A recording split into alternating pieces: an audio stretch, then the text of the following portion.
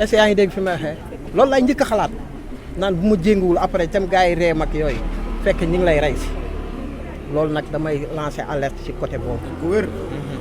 bàyyi leen caméra cachée yi bàyyi leen caméra cachée yi loolu daal laa amoon.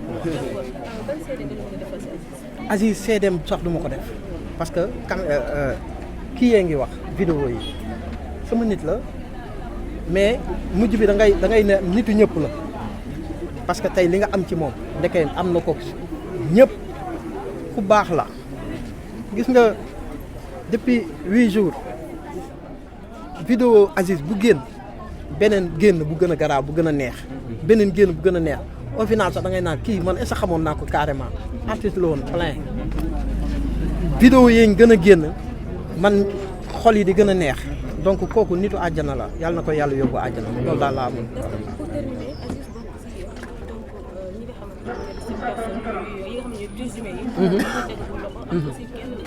waaw. donc man affaire Nabou Leye du mu ci wax ndax xam nga lu tax waxuñu ma ne Nabou Leye moo rey ba léegi man affaire yi daal la ndëm